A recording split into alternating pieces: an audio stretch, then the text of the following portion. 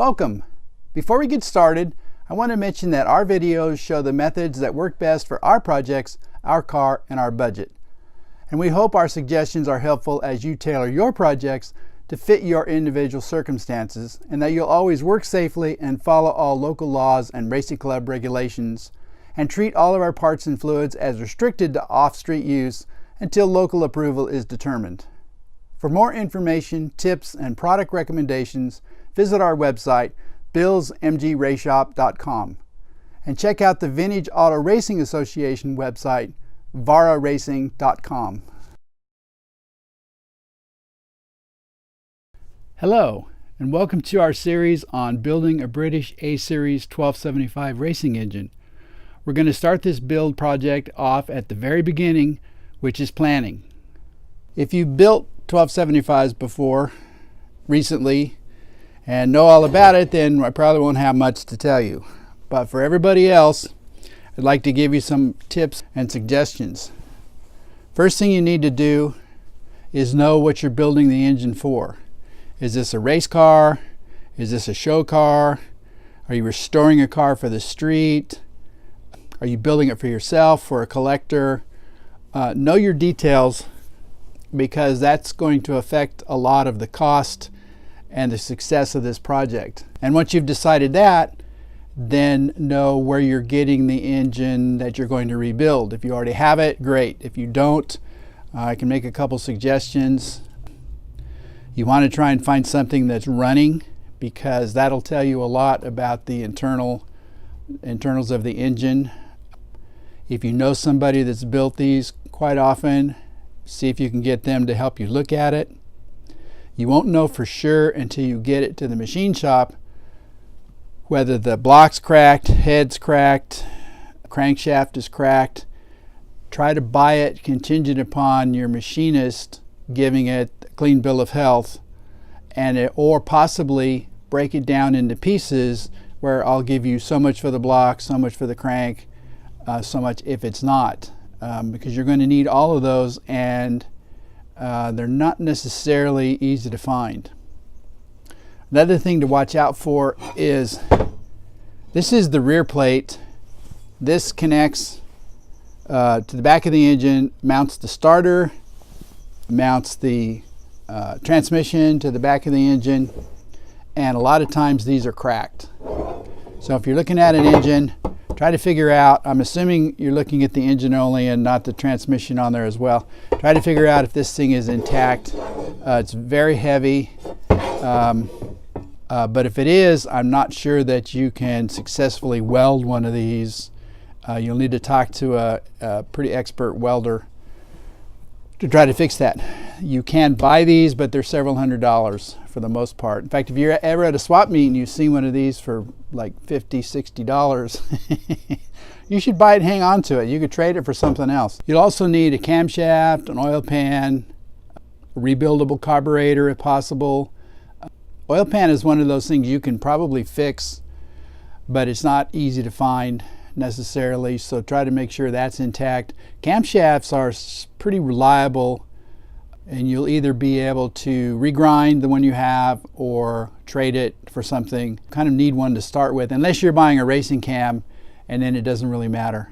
You buy one out of the catalog and go with that. There are a lot of tools you can use to prepare. One of the most effective is the internet. You can browse YouTube videos, tips, forums. There's 50 years of experience out there, and at least probably 20 years of web pages, commentary, videos, and so on for how to do some of these steps. If you're not sure, or if you're deciding what size you're going to do, what you're building the engine for, one of the things to consider in vintage racing is not necessarily do you want to build the biggest engine. If you have a racing association, you should be talking to them, if you don't already know how their classes are assigned, know what the engine size to car size is, especially if you don't have a car yet. I'm building this 1275 engine for a 68 MG midget open cockpit racer, But what some of the people go a little bit smaller to the 1098 engine in a smaller car. It puts them in a slightly slower class, but then they're not going to be racing against the 1275. They're going to be racing in their own class. And part of the challenge of vintage racing and vintage auto mechanics is to make the most you can out of what's available that was being raced at the time, at the vintage of the car. And sometimes smaller is faster, or sometimes smaller is more exciting and more challenging than bigger. So choose accordingly based on what you want to accomplish and what you can get. Obviously, if you want to race big bore cars and vintage Mustangs, then this isn't the video series for you. Now, some resource materials I use. One is the spec sheets from the Racing Association, which tells you what you can and cannot do. You want to look at that very closely because you want to make sure, especially if you're building from scratch, that you're choosing the things that are approved so that when you show up on race day to be teched, they don't say, well, I'm sorry, you can't race that car, or at least you can't race it in the class you were expecting. We're going to put you in the overflow class with all the other random assorted mismatches, and you don't get to race with the same cars that match yours. So be careful about the parts you're choosing. Just know ahead of time. And actually that same thing applies if you're building a street car. Is you show up at the DMV to get this car registered if it's not already, and they start looking at some of the parts and stuff, and a lot of parts for older engines are not smog certified.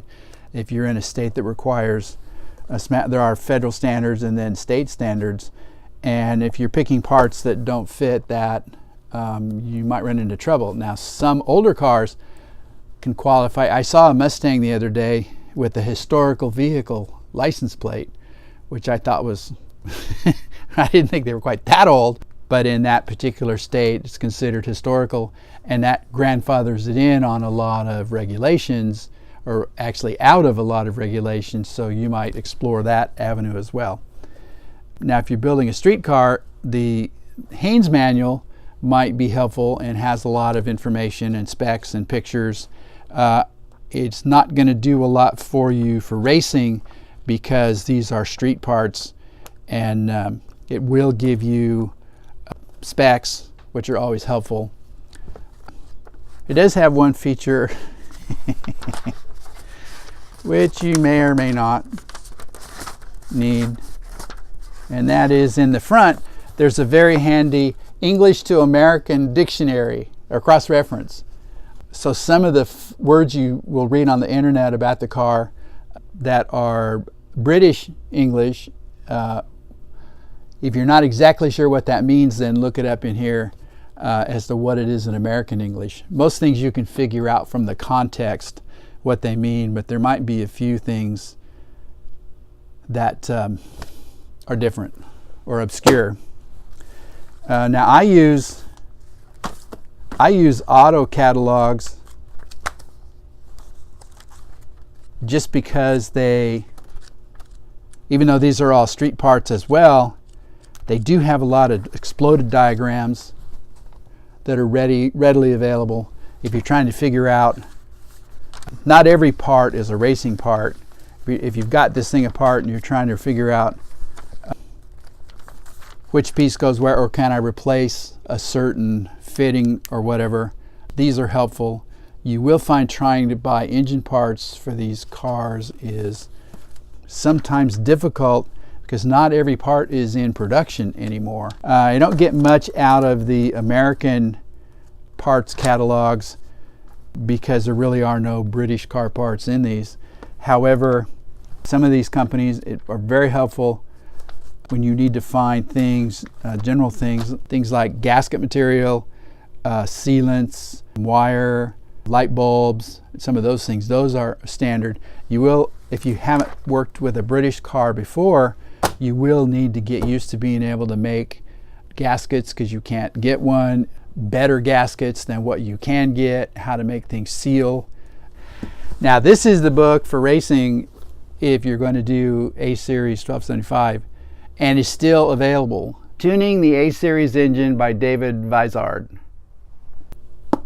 This is the book that covers all the A-Series cars, including Minis. You're going to find that a lot of parts are available to the 1275 engine as used in a Mini, and as long as you're careful about the fact that a Mini is a transverse axle front mounted transmission under the engine, as long as you're careful about that, it doesn't have this rear plate. Instead, it has an adapter that it hooks to the transmission down below, and so some of your parts in that area are going to be different. And it is, in place of the oil pan, it has the drive transmission.